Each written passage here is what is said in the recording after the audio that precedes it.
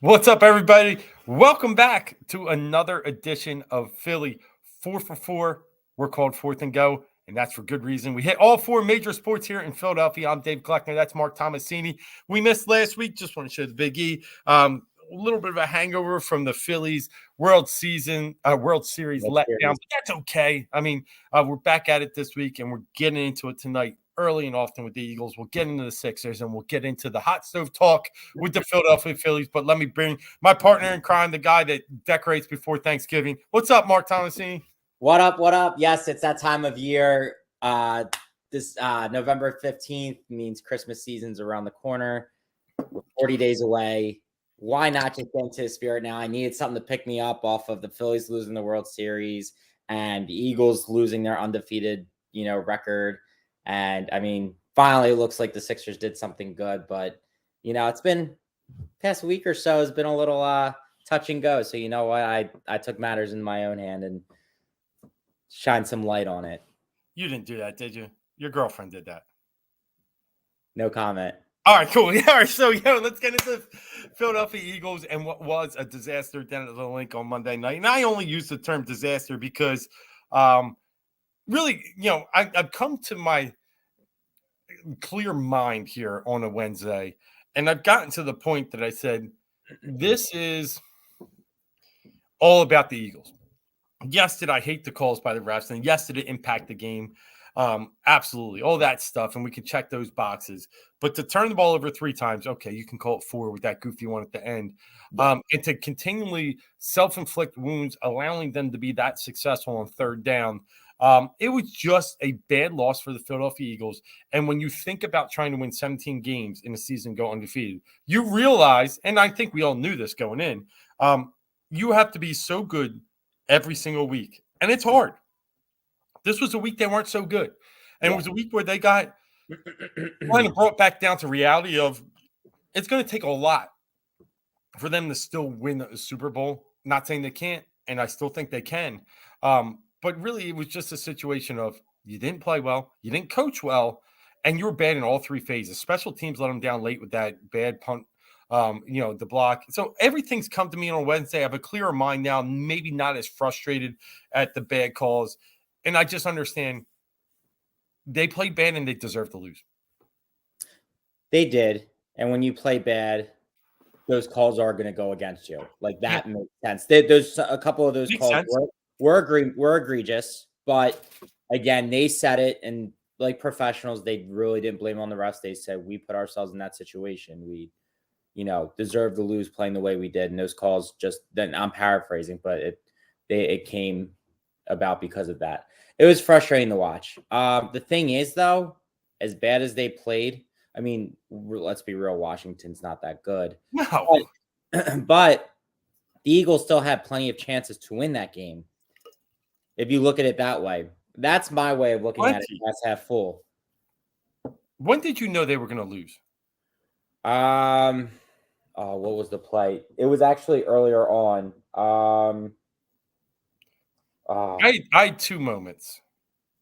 One was a 58-yard field goal at half after a bad, last second possession. But the Quez Watkins, it was I just said that's it. We're destined to lose. That was the game. You're talking about the field goal? Well, the field goal first, I said, wow, they're probably going to lose this. And then when they tried to come back a little bit and Quez fumbled it, I said, now I know they're going to lose this. Yeah. Yeah, the 58-yard field goal, that's a given at us every time. That's going back to, early 2000s. That Tampa kicker. It was like, 63-yarder. That's a given. I can't remember the play now. It wasn't either of what you said. Hopefully it'll come to me. Well, the Quez for me was kind of just a penultimate point in the game where we make a great play, and we get up and are loose with the ball. And it was just like then it wasn't meant to be our night. If he got up and exploded to the end zone, if he got tackled even, like all they had to do was whiff his shoelace and he was down. And it just everything all night wasn't working. And then that was just finally like, whatever. Like that's where I was at. Yeah. Hold on one second. I got to go put a light on. Now it got too dark. Automatic light went off. All right. That's all good. But yeah, from an Eagles perspective, I still got a lot of optimism with this team. I still got a lot of hope, and I still believe they're one of the best teams in the NFL, if not the best. They're well-rounded. They're a very good roster, and they just made a good signing today to pull, a two-time All-Pro defensive tackle off the scrap heap to try and help this run defense. And Mark, you got a little bit of that too, right? Yes, absolutely. Linval Joseph, He was a former, free agent. he was. Yeah. Second round pick from the Giants, really made his bones in Minnesota. Now, disclaimer, he's 34 years old. Obviously, he's older, but he's a big boy. He's a big body, and they need it. And really, I think they looked at it. And also, I still think they do have an available spot with Dallas Goedert going on IR. We'll get to that in a minute. But with Joseph, it's a big body, and it keeps Fletcher Cox off the field for more time than he needs to be out there. It's at least a run stopper, a run gap, in hopes that, because that's where he made his bones in the running game. He was actually able to be a Pro Bowler as a run stopper, not as a sack guy. Mm-hmm. So he disrupts, and they need it. They're facing a bunch of really good running backs coming up over pretty much the rest of the season, through most games. So they definitely need all the bodies that they can get. The defensive line wasn't able to do much last night, so they need any push that they can. We're still missing Corey Davis, Jordan Davis. So it's tough goings right now, but they have an opportunity to bounce back against Indy. The one thing I wanted to go back about the Quez Watkins thing, I think he messed up diving for the ball. I don't think he needed to dive. I think he caught that ball without doing that. But I kind of can't blame him. Like, he almost should have just stayed down, but I think he wasn't aware of who was behind him, because right as he got up, he got hit from behind. So it's kind of like getting the wind knocked out of you and the ball came out. So I think it's more fluky than anything. But anyway, I digress. I just wanted to get that in earlier before my lights went out, live TV or live internet. So, but yeah, look, they had to go out there and get somebody and do something. They don't really have big bodies, and Fletcher Cox is not doing it. So I guess this was the best thing that was out there. Yeah, no, I think it was an absolute necessity at this point, especially Jordan Davis still being on the mend. And we got some weeks before we see his big body get back into the rotation. So I'm good with it. And it definitely, I don't want to say it shores up a hole, but it puts a little bit of it stops the leakage a little bit. But looking at the game that was on Monday night, one last point before we get off this Commanders team. They did kind of physically beat us up at the line of scrimmage, and that's why we're talking Linval Joseph. But they only averaged 3.1 yards per carry. 49 carries. Yeah, what I guess gets me a little bit here is the time of possession. It wasn't as much, the run deep, but to allow that team to have 5 drives of over 10 plays and to hold the ball for over 40 minutes, that's where I kind of really am a little disappointed. And that lies on Sirianni, and that lies where my biggest concern with this team has always been with Jonathan Gannon. I was at the game that night, and even when the Commanders needed a play, I mean, we're sitting off in the soft zone, and Terry McLaurin's running wide open. It doesn't matter. They're not playing man-to-man. They're playing a soft zone. How do you play soft zone with – and that explains how bad they were out front too, in my opinion. Right. I just – it's Gannon. For all the, it's worth. Put a little pressure on the guy. You created a strip sack fumble on the 4th play of the game, and you can't create any more pressure on him all game. So, again, going back to my concerns with this team, maybe they need the punch in the mouth and maybe Gannon will adjust, but why did it take Taylor Heineke and to play soft zone against him and his weak noodle arm? That's what concerned me. I think that was them downplaying to their opponents. I think there were also a lot of factors, a lot of white noise that was going on leading up to the game. When you're and they had been the only undefeated team for, I guess, 3 weeks or so at least, right? It was just them for a while. I mean, everybody had their losses. I mean, they're now tied with Minnesota, but hold the tiebreaker against them. Because we beat them. But I mean, The thing is, there's a lot of hype, a lot of noise, and that's the thing. And just like you were alluding to earlier, when you are the top team, everyone's coming for you. So you need to be on. You need to play hard. You need to come out perfect almost every night, and they didn't. Look, I mean, it's hard to avoid, but I think the hype train was rolling. You got the whole Robert Griffin III interviewing Vic McNabb and Hertz at the art museum. You got Jeffrey Lurie in street clothes walking around tailgate singing "We Are the Champions." I mean, it's kind of one of those things where we need to reel it in a little bit. Now, look, and I know this has nothing to do with the team, but you got people on TV and the radio talking about, are they going to go undefeated? It's just like everybody's, putting the cart before the horse. I mean, we're only halfway through the season at this point. We can't get that far. Now the schedule looks favorable, but then you're starting to see things. You're going to, come up against Tennessee, who has a great running back, and they're a tough team. The Packers, are they finding their way? They beat the Cowboys the other day. They finally had an offensive game. I mean, all these things are coming. Now we're looking at this, a little bit differently now. We went from being so confident, so comfortable, 8-0, ruling the roost, and now all of a sudden Minnesota's right there with you record-wise, and some teams are starting to hit their strides. Do things continue for them? Now it's a scary position to be in. It's not the end of the world, because I think they're going to be okay. I really think they just came out flat the other night, and like I said, the hype train was rolling, and I know they were feeling themselves. You see all the things that they were doing pregame in the locker room, and it was loose, which is good. But I think, now is that moment. You reel it back.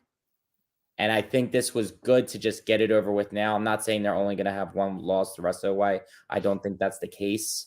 They probably got 2 more losses in them down the road. That's okay. That's okay. I mean, obviously, I think it's better than what you and I predicted.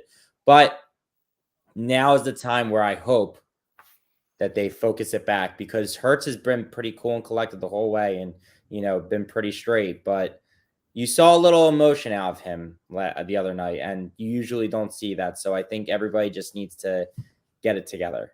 I think we'll be all right. So is a loss now to that caliber team good? Was it? Is it okay? Obviously, it's not a loss that's never good, but is it okay? You would rather it be, well, I guess yes, because if you do lose to a good team and you played your best game, then it shows that you might have difficulties in the playoffs. I really think they weren't focused. I really think they just came out flat.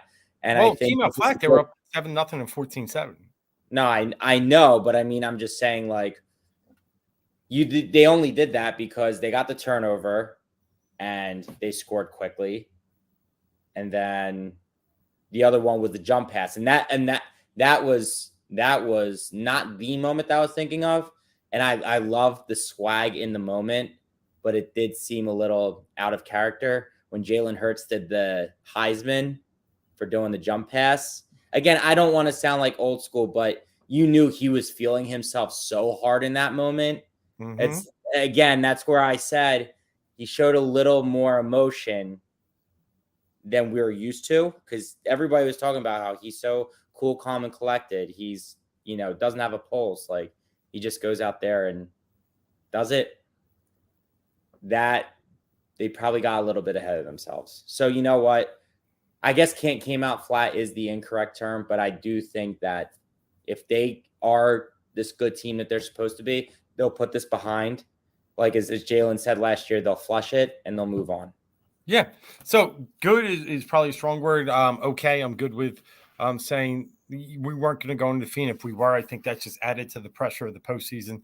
The ultimate goal is the Lombardi Trophy, and the Lombardi Trophy is still within their sights. So let's flush it. Let's get this over with real quick. And I'm excited to get back out on the field this Sunday against a Colts team that is going to be pose somewhat of a challenge. So I think it really will go a long way in the Eagles.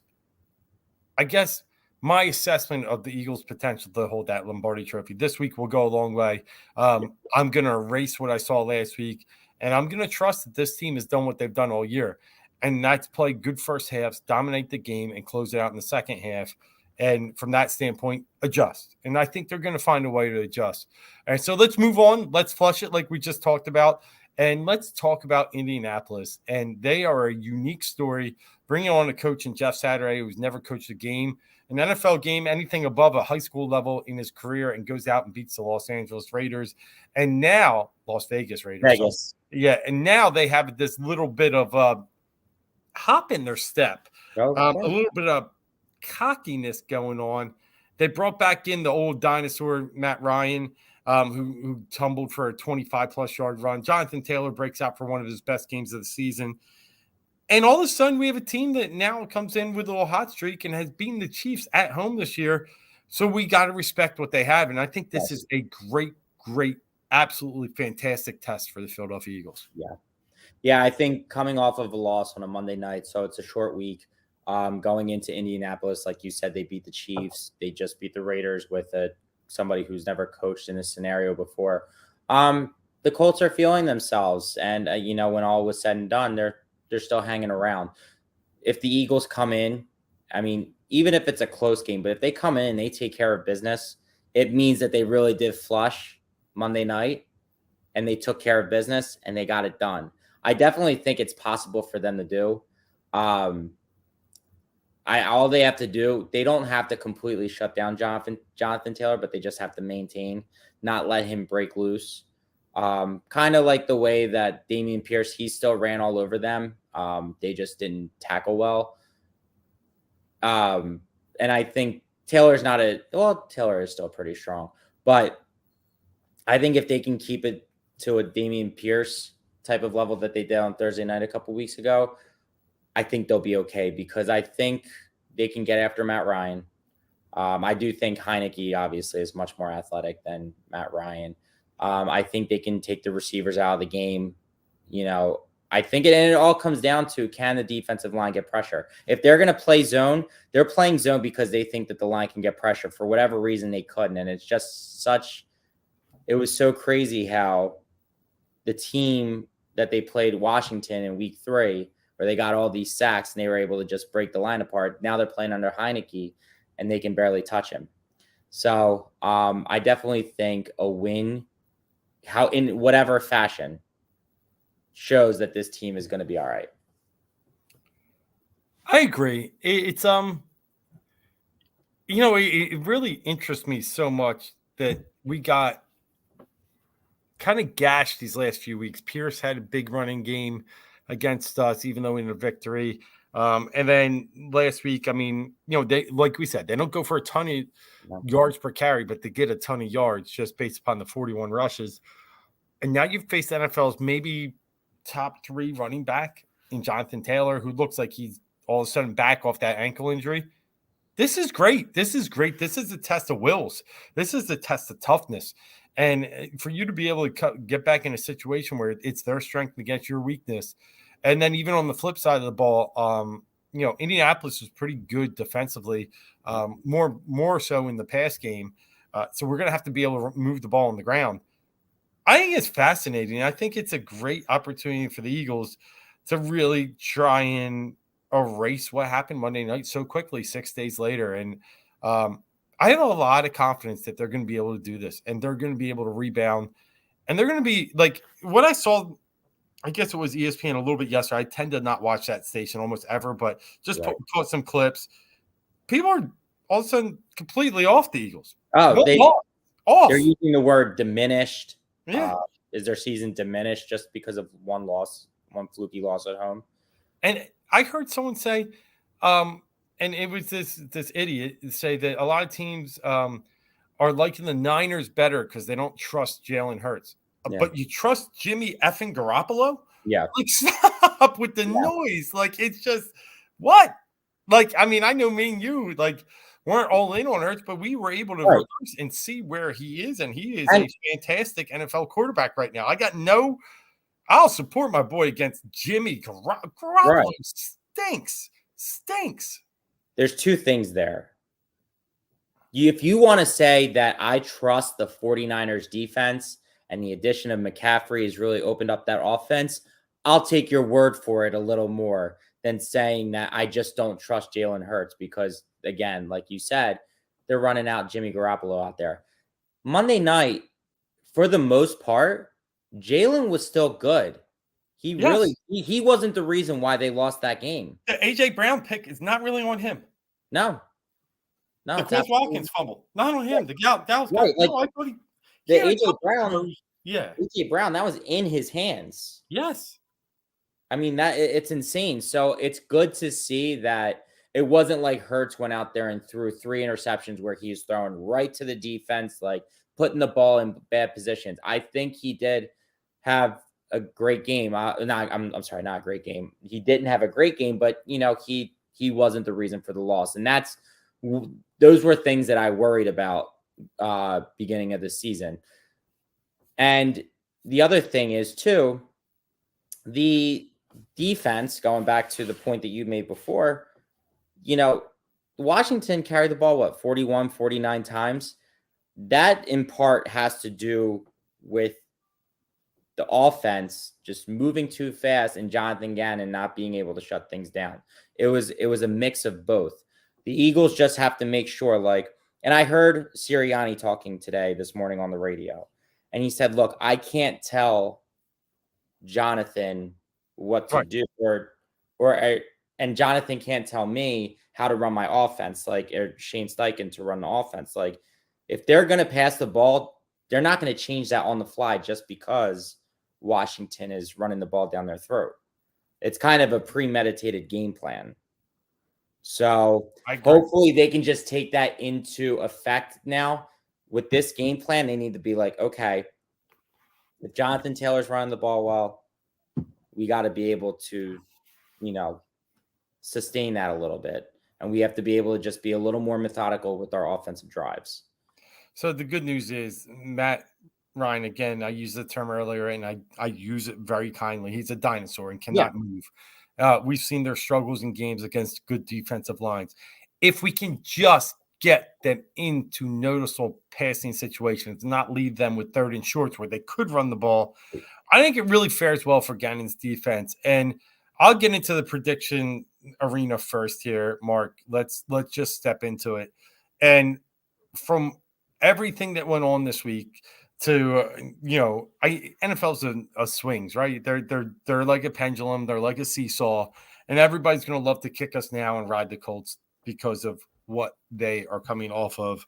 And because Jeff Saturday now is a story in the locker room and everybody's rallying around him. Well, guess what? Stories like his are meant to get broken. And I think they get broken in a hard way this week. I think Nick Sirianni comes back to, remember, his stomping grounds where we hired him from the Indianapolis Colts. Zach Pascal goes back to his stomping grounds.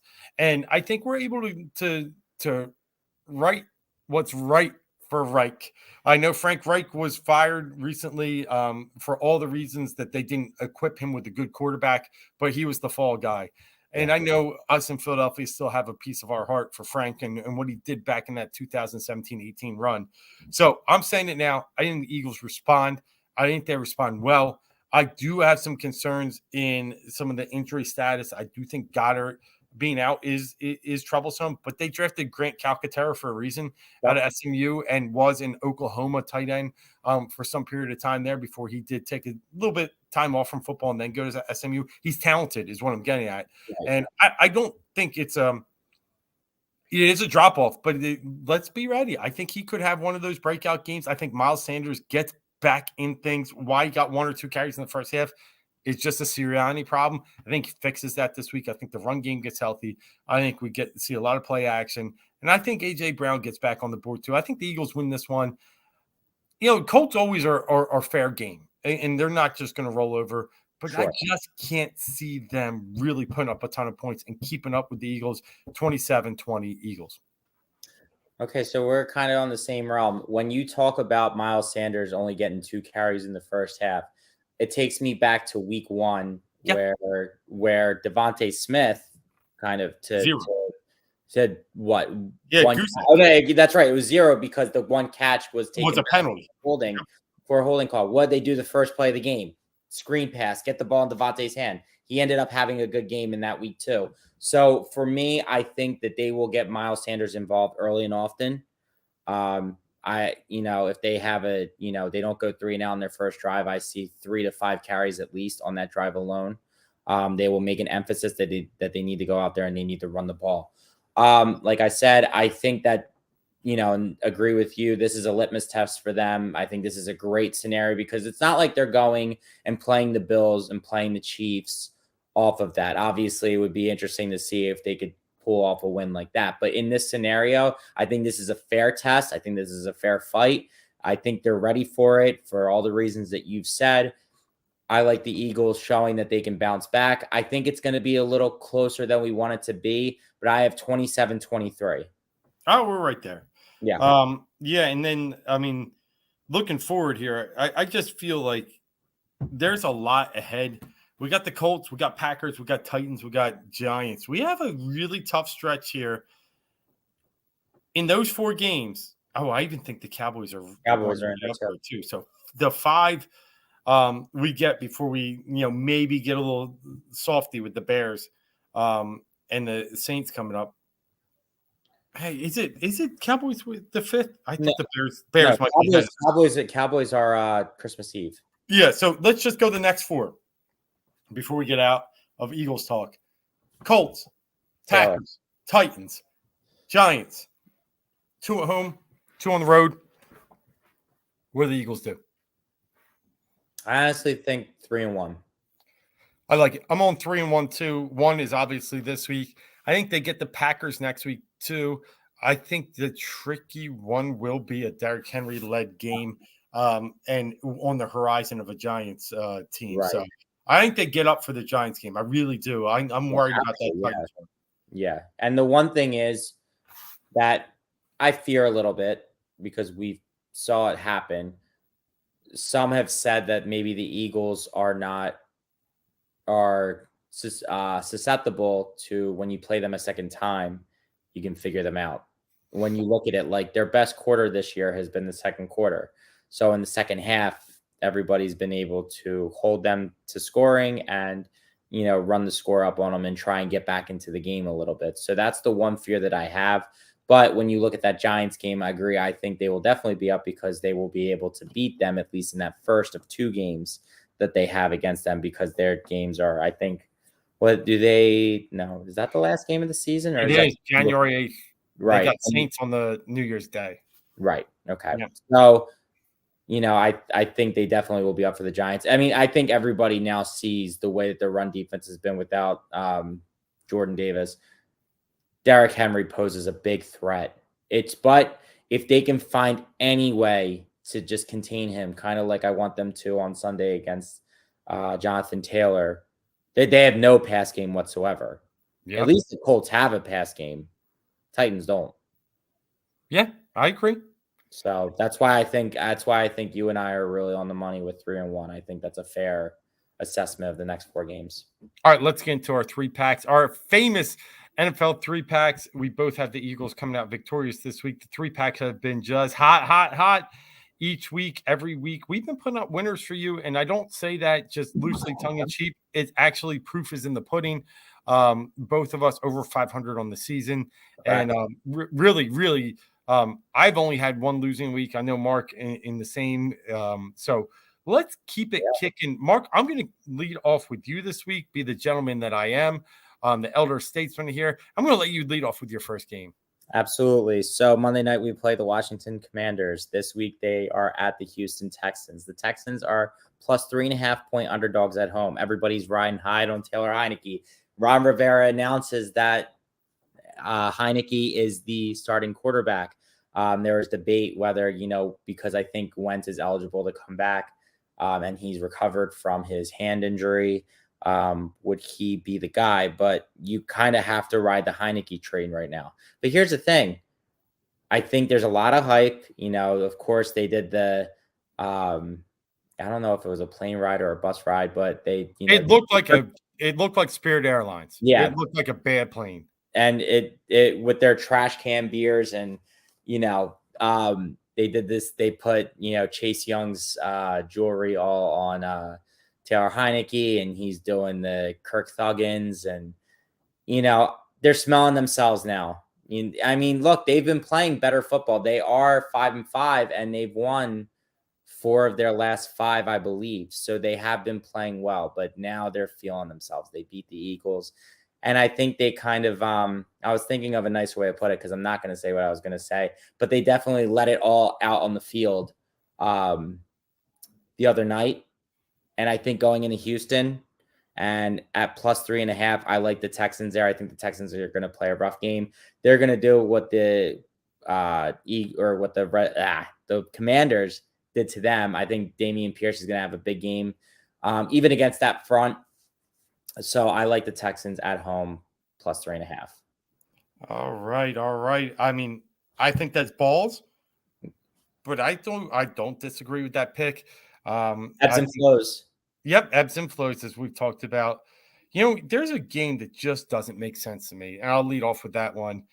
You have one of the hype trains going on in the NFL in the past couple of weeks, and that's Justin Fields and the Chicago Bears. And they're traveling to Atlanta, and now they are 3.5-point dogs.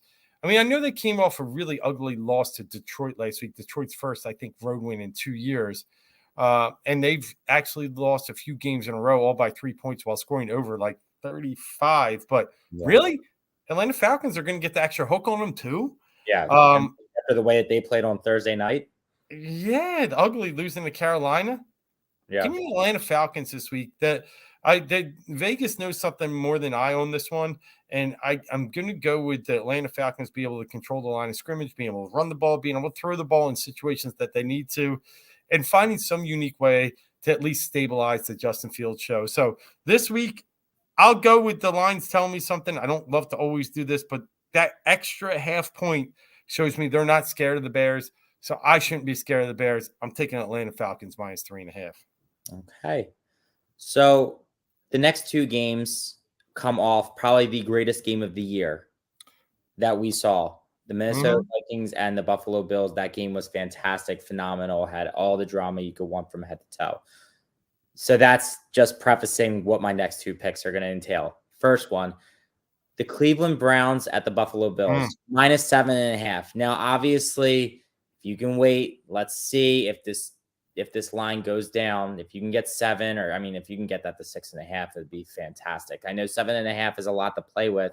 That extra half point hurts a little bit, but I think, Josh Allen showed he could play with his arm injury, made big mistakes, and I think they're going to take out their anger and frustration on the Cleveland Browns at home. It's going to be the only factor, again, is why I wish this point would come down a whole point from here. Then I would feel 100% perfect on taking this. It's supposed to snow like up to 3 feet, maybe 6 more. feet. I heard up to 6 feet. Up to 6. 72 inches, bro. So it's going to be the Snow Bowl. So that could change things, but say the snow doesn't happen the way it's supposed to, or if it's not as big as it is, I like the Bills here to just take out all their frustration on the Browns. And also their running game has been pretty good, and they shied away from that. In the first half, they went heavy Devin Singletary, and you barely saw him the rest of the game. So I think obviously they're going to have to focus on the run game. So again, I still like the Bills -7.5, but if you can get that number down, if you can just wait it out a little bit and hope that number, I don't know what Vegas is going to do though. Maybe with the snow, it will. That would be preferable. Yeah, I don't disagree. I just have no idea what to do with that game, how the snow impacts. But what we've seen with snow games, and we can relate back to our game when Nick Foles, I think that was the Detroit Lions in town that day. Blowout, right? But not blowout until it was mid-third quarter, early fourth. So whichever way you take, I think you'll be comfortable. You got to be committed to one side or the other. Yeah. And I don't think you're going to have to sweat this one. And you're taking the Bills, right? Yes. Yeah, I like it. I think it's a rebound game. Cleveland's in disarray. They looked just terribly overmatched in Miami. They're waiting for Deshaun Watson to come back. Right. One more week. Well, so now he's practicing with the team, and this is week 11. If that's the case, then 2 weeks. 2 weeks, yeah, because they had the bye already. Yep. Good point. All right, I'm going to go to a game that I'm not in love with, but I can just tell you by all NFL trends and everything in the world right now, it's on my radar, and that's let the Baker cook. And he's back in Carolina, having a chance to kind of resurrect his career potentially. He stinks. Absolutely, we know that. But this is just too big of a number for me. In Baltimore, 13 points. We've seen Baltimore just not have that good of a defense to be able to really dismantle any teams. I know they kind of like pulled away late from New Orleans at their last game on Monday night, but they've held big leads, lost them, and they've also let up. Had to come back and not really held on. And home has been really one of the areas they haven't been good at. They haven't been good at home. Lost to Miami, lost to Buffalo at home. 13's a lot. Don't let the Baker experience fool you. He stinks, but 13's just a lot between two NFL teams. We saw it with Eagles in Washington on Monday night when that was 11. These double-digit spreads have been somewhere hitting, at the 60, 70% rate. I'll go Panthers plus 13. Absolutely. I like that. Yeah, it's, again, too much there. I hit on a couple weeks ago, Bills, Packers. I mean, it was only by half a point, but I knew that 10.5 was too big. So sometimes we get a little ambitious. Well, not we, but Vegas. In my final game, obviously, is the second half of the greatest game of the season so far. And actually, another pretty good game also took place last week. Cowboys at the Vikings. Vikings are plus 1.5 point dogs at home. Again, for both of these teams, consensus would say Cowboys are coming off of a tough loss. Vikings are coming off of a big win. Vikings are not, they kind of let it all out in the field. Cowboys have something to play for. That's true. They do. But the Cowboys aren't that good, and they still don't take advantage of the weapons that they have. Dak is not, again, this is what we're going back to. With Cooper Rush, they didn't throw the ball as much. They didn't force things to happen. With Dak, they're still throwing the ball too much. He's trying to make plays. And with Mike McCarthy as the coach, he can't see that. Like, they had the recipe going when they had Cooper Rush. The Vikings are rolling. They've been rolling since they played us. And I think now the one thing is Jefferson was limited at practice today, but it's a toe injury. I think he's going to go out there and play. I think he's going to be fine. I think the I don't want to root for this because I really would like to see a loss from them, but a loss from the Cowboys helps us too. But I think a loss from the Vikings helps us more in this scenario. That being said, if I'm not being biased about it, Vikings at 1.5 at home, I like it. I think they have some energy. I think they have some momentum rolling forward. To me, you get the points at home at the Vikings when you're the second best team in the conference. I would take that all day. Yeah, I like it. I talked earlier on the show where I think the line is all set because it's public Dallas coming in and they need to try and kind of just offset the books a little bit. But if I was Mike McCarthy loses close games as much as I change my underwear. Yep. And I think that the Vikings, for some reason, that guy's been winning every close game. You give me 1.5 and points, I got to take Vikings too. I'm with you. I like it. For mine, I'm going to close it out with one of the ugliest games on the calendar or on the schedule this week. And that's an AFC West tilt of two teams that are just absolutely gross and nobody should be watching them. And that's the Las Vegas Raiders and the Denver Broncos. Let's just look at what the Raiders have done on the road this year. They are 0-5 on the road, lost their first game of the year by 5 to the Chargers, lost by 2 to the Titans in some ridiculous fashion. They just know how to lose games. But I'm not done there. Lost 1 to the Chiefs. And there were 5-2-1. Yes, they got smoked on the road against the Saints by 24, but then they go to Jacksonville and lose a 17-0 lead and somehow lose to Jacksonville. So out of the 5 games, they lost 4 one-score games. Yep. And now they go to Denver, and all I can give you from a handicapping perspective is this. Nathaniel Hackett is an awful NFL coach, and I can never trust him with a 3-point, in his bag. And I can't trust Russell Wilson. I saw a stat earlier this week. If they had just scored 18 points, 18 points is not even average in the NFL. They'd be 8-2. But they can't, and they're 3-7. And now they lost Jerry Jeudy, and they have no running game, and they still have Hackett. Yes, Josh McDaniels stinks, but he got a vote of confidence from his owner this week. I think this is a prime situation where we got 2 two bad teams, but one that people, we got Derek Carr crying after games too, right? They get it done this week. They already beat the Broncos once. They beat them again. I think in a game that's, way under the radar. I like the Raiders in this one. I just think that, they're a little bit better on each side of the ball. And I think they can create pressure on Russell Wilson. They had 3 sacks against him in week 1. I think they get 5. It wasn't week 1. It was 3 or 4, but they get 5 on him this time at least. Yeah. I like the Raiders this week. I like that. I was looking at that too. I mean, even you go back and you look at the way that they lost to the Cardinals at home. Oh, at home. Yeah. Or back-to-back fumbles by Hunter Renfrow. He gets concussed, in overtime. Like that whole thing. Their season has just been a nightmare. And I think after getting embarrassed against the Colts and Jeff Saturday, I think they're going to come back and just, again, take out their anger on the Broncos here. Yeah, and it's just one of those situations. Nobody will be on them. And that's the prime time to jump, as we talk to ebb and flows.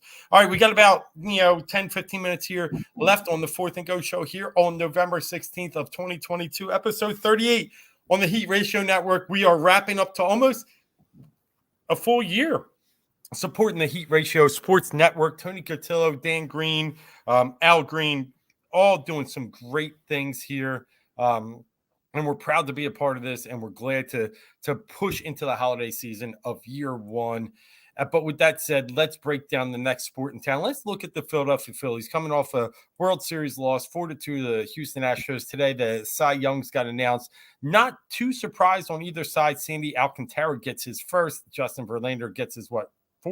Third, I think. Yeah, third. But he's a free agent, so it's even more wild that you're seeing the guy leading the league in ERA and winning a Cy Young and being out there. And I don't think he's going back to Houston. But with that said, we got the GM meetings this week. We got some hot stove talk already. We got Teoscar Hernandez from the Toronto Blue Jays, a very, very good outfielder going to the Seattle Mariners. We got Anthony Rizzo re-signing with the New York Yankees. We got Martin Perez re-signing up with the Texas Rangers, and even a little change in scenery in LA when we see Tyler Anderson move from the Dodgers lefty pitcher going to the Angels, maybe in that last-ditch effort to keep Ohtani around. A lot of talks going on. I do really believe with the Phillies, opting out on several of their key players, which made complete sense. We all knew it was going to happen. Segura was not getting $17 million.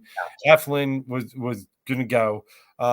They have a kind of surplus in that area being salary, and they are going to use it. And this is one of the best free agent markets we've seen in quite some time from a depth standpoint. Yeah, we've had the star power of Harper and Machado, but this is deep and it's star powered. Mark, let me ask you, first and foremost, who's at the top of your wish list? Because right now, I think they have spending power. They have spending power. Now, I think the obvious answer is Trey Turner. I think it's obvious, but it's real. Right, sure. I mean, the connection with Harper, they've played together. They want to be here. I mean, all the rumblings are saying that he wants to be here. And isn't contact important? Like if we saw we had a hole, 3 runs in the past 2 games or 3 games of the World Series is what lost us the World Series, right? Absolutely. And I'm all in batting average, right? Yeah. I know he's a great hitter, and he shores up. I mean, they didn't have any issues, but it would be a nice fit because you can move Stott to second, and you have Trey Turner at short. You've solidified that infield.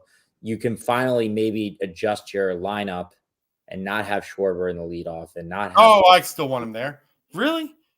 I mean, Trey didn't bat leadoff there. Mookie was. No, I know, but I'm just saying, like, you could maybe have some flexibility with that.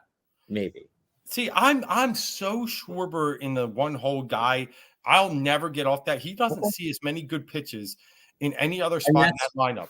Yeah, that's true. Like I've heard you're not on an island. Like there's a lot of people that he's not that guy. Look, the baseball changed, and it wasn't last year. It was years and years ago where it's done playing that small ball. I love Schwarber there. I think Trey makes a great 2 to protect Harper. Put a guy on, and then you move Realmuto to 4, and yeah.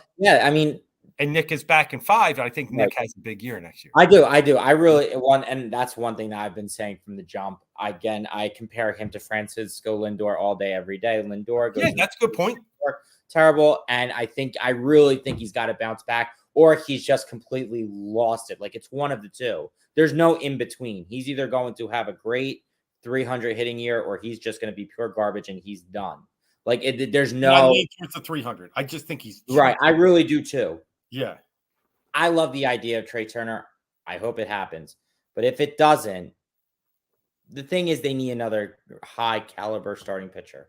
There's one guy out there who, for the money that he'll get and with the money that they have, makes sense. I love it.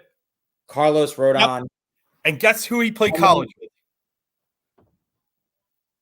I don't know. Trey Turner, NC State. See, so this was my caveat to that.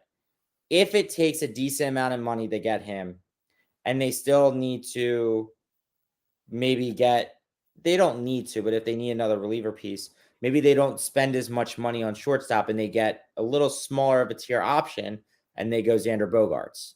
That would be my fix, because Trey Turner's demanding a lot of money. Again, they have the spending power and they can do it. And I think it's all in at this point. I know at some point you're going to bring Painter up, so then your starting pitching situation will be fine.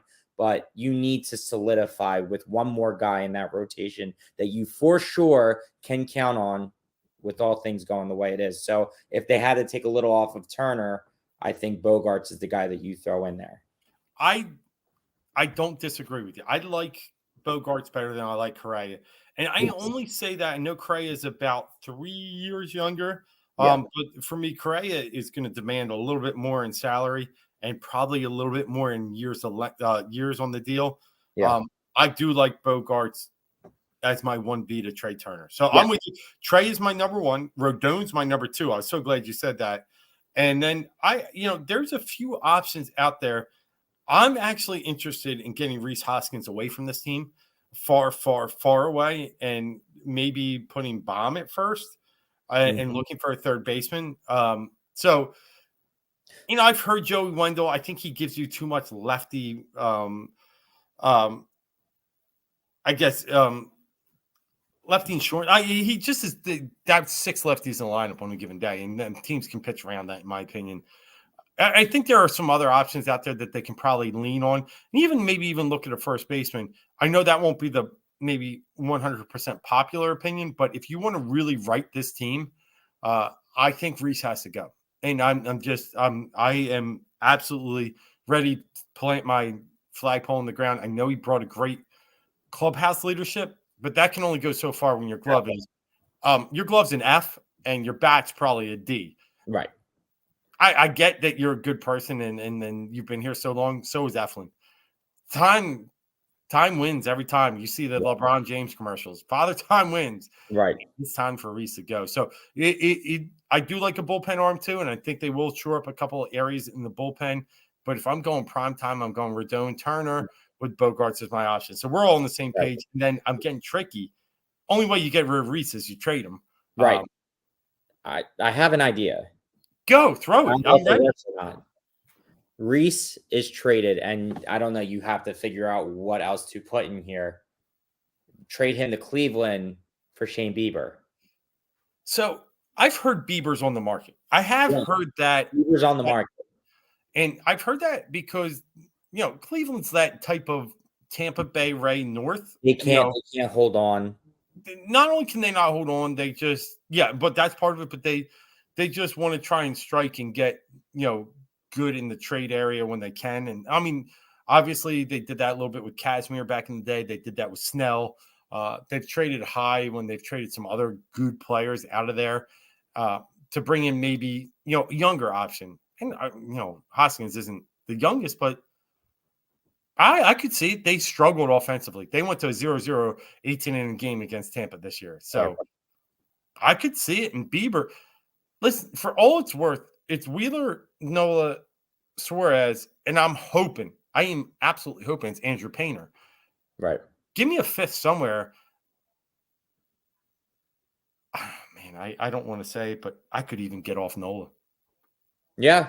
I love Give me Bieber. You got to think about it. That's why I'm saying you have to work it. I mean, if you make a trade, get a Bieber, and if you then spend money on Rodon, so like, I mean, if you have that kind of if you're going Wheeler, Rodon, Bieber, Suarez, I mean, and then Painter. That's tough to compete with. And you still got a Bell coming up right. You know, he's not far off. Right. And what's the McGarry, right? McGarry, is that? That's it. I was gonna say mix something. Yep. I think it's McGarry. Yeah, he's probably sooner than a Bell. He could even be sooner than Painter because he had more time at AAA, but I think Painter's got more of the upside and will pop. Painter flew up through A and AA. Yeah. All right. Yeah, man, I like it. I have not heard a lot else going on. There is so much that can happen right now. Aaron Judge is probably the one key piece that, you know, that number one always holds up the market. Yep. So Turner Judge is going to hold it up for a little bit. And I even think Ohtani could hold it up. Yeah. From a trade perspective, there is no way he stays with the Angels after this year. There's just no way. No. All he has to do is look at number 27 over there and be like, bro, why did you resign? You're never going to win here. And then he's not going to take the same lesson or the same path that Trout took. He's going to find a way to get out before they're not winning over there. Yeah. But hey, I'll give you this before we jump on the Sixers. It feels going to be good enough to at least make some noise again next year. Get back in the playoffs. Or was this a 1-year thing? No, I definitely think they have what it takes. I think they found it. Main power. Yeah. I think they were being held back by management, which is still in baseball surprising to me because I think that's the least sport where you're affected by the manager. But I think he lost game 6, but yeah. You look at it going back to Kapler and then to Girardi, like I feel like they're loose.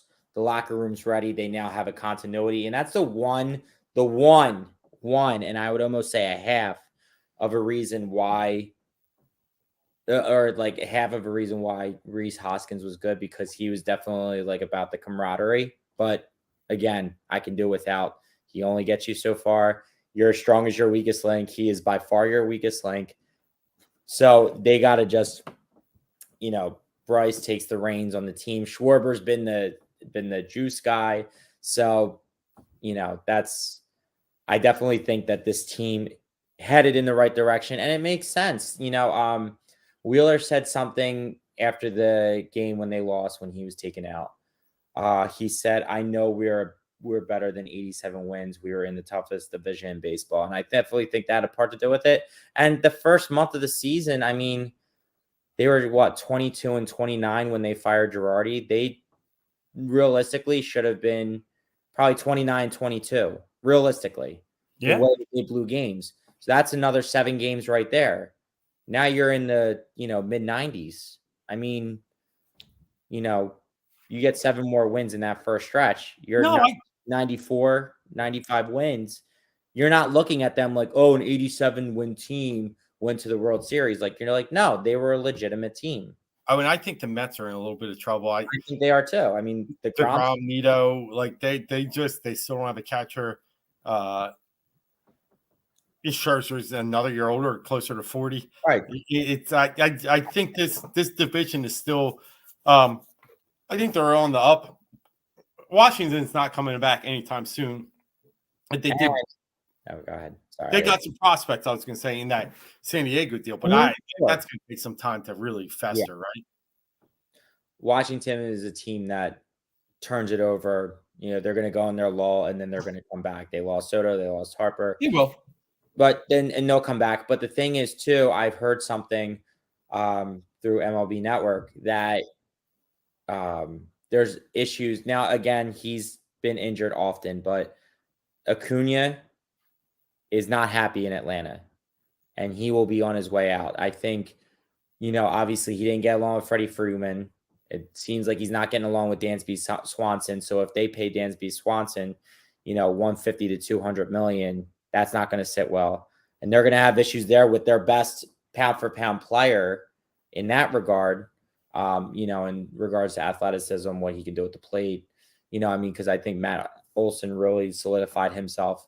But you have problems with Acuna. If you don't trade him away, that's going to be something that sticks around. So the Braves are not sitting as pretty. I know they had a huge game, but we were a huge way to come back. But I mean, we took it to them.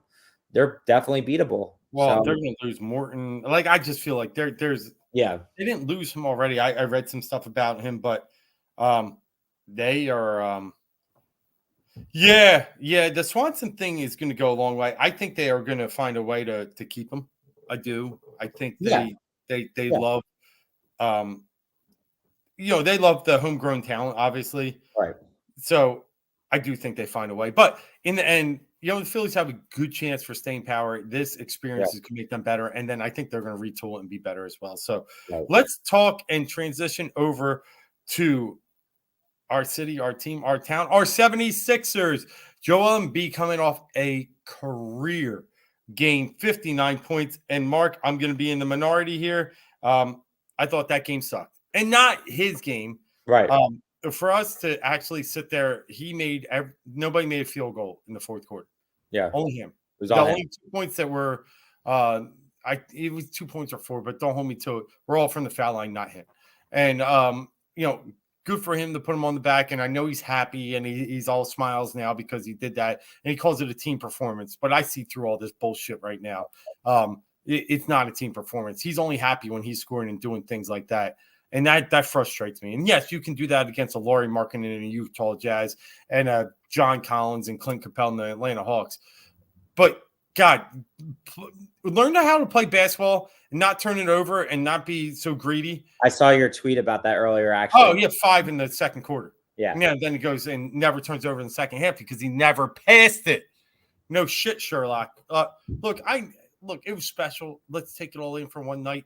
I'm so frustrated with his game this year. I think he's one of the biggest reasons they're not playing well. That's just my opinion. Maybe I'm off. Correct me if I'm wrong. No, I mean, he's stepping up his own personal game. But the one thing about Joel Embiid that is bothersome is he doesn't make anybody better. Nobody. He doesn't. And it's not that he's selfish, but he just doesn't have that power. It comes with the passing ability that's not been there. He turns the ball over too much. So it's just one of those things. If he's on, great. If he's not, if he's sulking, if he's lethargic, right, it hurts you. So you're not wrong for saying that. I mean, he's still obviously one of my favorite players, and he's still great. And you always have a chance when he's out there on the floor and he does things that are unbelievable. But with as much talent as he has, there are flaws to his game. As each year comes and goes and they don't make it to, the championship round and people start saying it at first, you're like, no, you're crazy. But when people say that they might not win with him at this year, I'm starting to think, wow, that actually might be a legitimate statement.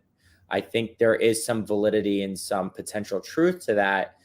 Because he can only take you so far because there's things that he's lacking. And when he's not on, it's donezo for everybody. Yeah, that's the damn honest truth. It's donezo for everybody because he doesn't hustle up the court. He does not make good plays. He's stupid in his fouls. He's stupid in his passes.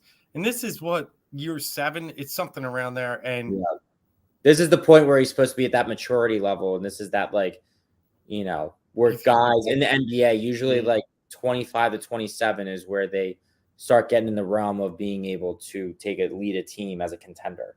So we can only win games when he puts up 40 plus points. And that's not sustainable because they will be able to shut him down. You got teams like the Boston Celtics who play good zone defense and, are able to strip him when he tries dribbling the ball and they don't give him easy shots. It's clear as day. The book is out. He's been exposed. And the fact that he still has to play a high pick and roll is beyond me. My kids are 8 and 10 right now, and they scream when he's not in the post. Now, maybe that's me. That's definitely dad, but it probably is. But he's 7 foot. Yeah, how are you not in the post and you spend 90% of your game out on the wing and the high? And it's just that's Doc too, but that's feeding Joel Embiid's personality. Yeah, but that's the thing. You got to find a coach that's going to be able to do that. I mean, look, the thing is, I've been wanting Doc out of here, and I would love Sam Cassell to take over, but I wonder, does Sam Cassell have that in him to be able to force him to do that? I don't know. I actually think Sam might, because what Sam got to lose, right? All Sam has is the win if they put him in there. He's not in there with a safe contract. He's been there as an interim, so I think he has everything to leverage off that and try and change this team and show that he can put his kind of DNA on this. But I don't want to get all lost up in the fact that I'm frustrated with Joe because he has been good lately. Yeah, and like you said, one of my favorite players of all time. God, but this team.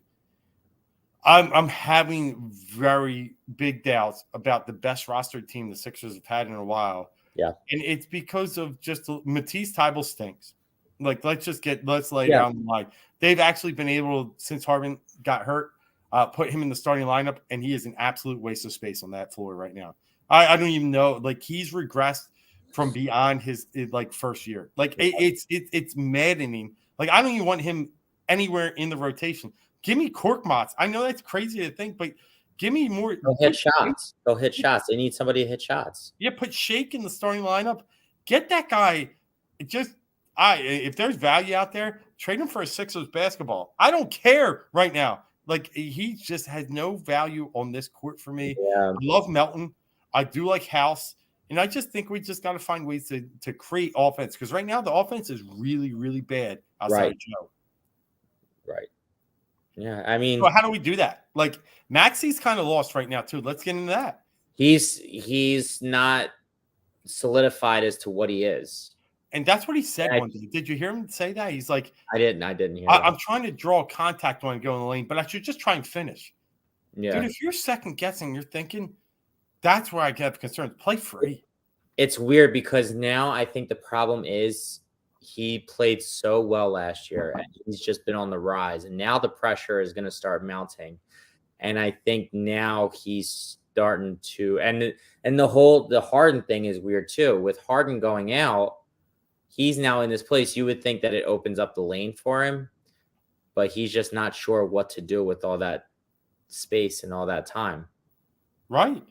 He doesn't know. And like you said, he's second guessing himself. I mean, when he first came into the league, and even last year, I mean, his first 2 years, I mean, he's going at every 7-footer and doing his, raindrop, high off the glass and just going for it. And if he gets fouled, great. And he's making the shot most of the time. He's one of the most creative and gifted when it comes to a kid of his size at getting through the lane and putting the ball in the hoop.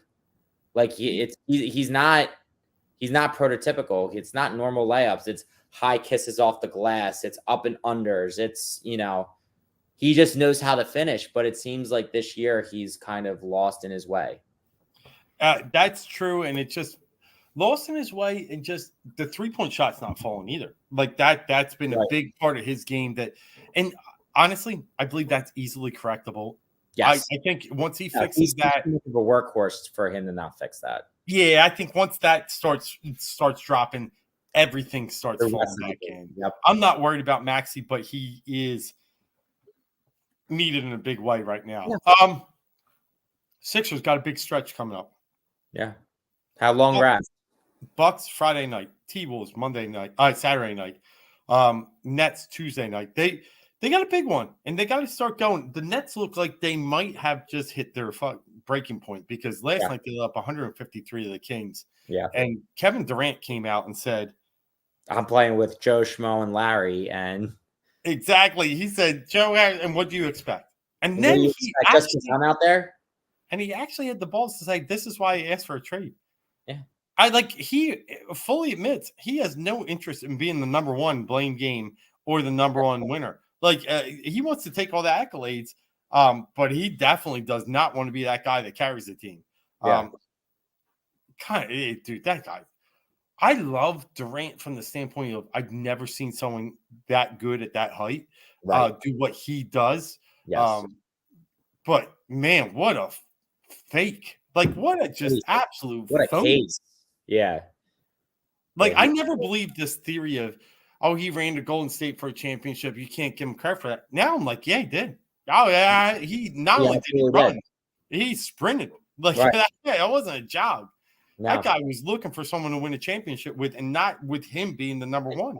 Again, for him to actually say those comments aloud, it doesn't surprise me, but it's like also like you really said that. I also don't blame him either at the same like he's wrong for saying that. He showed his weakness and he shows his softness, but at the same time, he is playing with pure trash right now, including Ben Simmons. So it's a weird conundrum. But the fact that you actually admitted that and things got harder for you, because the thing is, he went to Brooklyn because him and Kyrie and they were hoping for a third. We're gonna get together, and do another big three. That was the whole point. Yep. He didn't go there on his own merit. I agree. I know. But I always just had this soft place for me that LeBron built his big three. He just wanted to be a part of a big three. But now I'm just like, no, he's a phony. I've seen him fight people on Twitter. He's just I don't know. But anyway, the Sixers had this big stretch coming up. Bucks, T-Wolves, Nets. Can they continue this right now? Can they just keep this rolling? Because what are they, 7-7 now? Yeah. I mean, you're gonna need more offense from the rest of the team. Like, what was it? A couple. And the Bucks are kind of starting to leak oil a little bit, right? Yeah. They were 9-0, and I think they're 11-4 now. Right now, they're starting to miss Middleton. 11-3. Yeah. I mean, it's a tough game. Embiid's got to play like he played against Utah, but that's going to be tough against Giannis. It's going to be a battle, but they got to get creative with how they score points. I mean, you need, what game was it? Oh, the Suns. When they beat the Suns the other night, Niang hit 21 or 24? Yeah, 7 threes, I think. Yeah, 7 threes. You need to get creative with how you're going to score if you want to sustain it right now. It can't just all be Joel Embiid. So I know, but you know what? My favorite game in the stretch is going to be the Saturday night game, him versus Cat. Yeah. I know they've had their little tussles before, so it'll be fun seeing that one. I know Rudy's on that team now. The T-Wolves had a good win. Well, they beat the Magic. Maybe it's not a good win, but a expected win tonight. They're playing just average ball right now. That should be interesting. The Bucks on Friday night, the Sixers should have beat them in game 1 or game 2 of the season. I'm sorry, and they just let the Bucks just, as typical, let Giannis just somehow, some way pull off a miracle at the end. And then the Nets they struggle against too. So if you can get me 2-1 in this stretch, I'm very, very happy. Absolutely. Good. All right, hey, we apologize for missing out last week, but you got our 3-packs, you got our Eagles predictions, you got a little Sixers talk, you got some Phillies talk. Yeah, we're missing on the orange and black right now. We'll get there, but I'll tell you what, we promise to be back next Wednesday. Oh, wait, I don't want to say it too quick. Oh, yeah. Next Wednesday? Thanksgiving Eve. Yeah, we'll see. Maybe we'll do Tuesday. Maybe Tuesday. Yeah, I like it. We'll do Tuesday. I think that I might have to move around and stuff like that. So Tuesday would work. I like Tuesday. So let's get back at it next week. Let's keep this train rolling. We are Philly 4 for 4 plus so much more. We're 4th and go. We appreciate you tuning in. Hit that like button. Subscribe to Heat Ratio Sports. Look for us on Twitter. And as always, let's go. Let's win this thing. The Eagles are this close. Let's not give up just from one loss. Let's keep that momentum. Let's keep that up that we have now in Philly. I know we've been pessimistic before, but winning that Super Bowl a couple of years ago, this is our opportunity to get behind this team and keep on pushing. So, Mark, you got anything before we get out of here? No, you know what, everybody? We're glad to be back. The World Series loss was hard, but also it was a great experience. I actually got to go to the World Series. It was something else, never been to it before. But, hopefully next week we got some good hot stove news for you. But until then, follow our picks. Hopefully we win you some money. Call like it is. And let's do this. All right, until next week, every Wednesday, maybe next Tuesday, We'll talk to you coming up on a big Eagles victory and a couple Sixers win and some hot stove news. I'm Dave Gluckner. That's Marc Tomasini. We are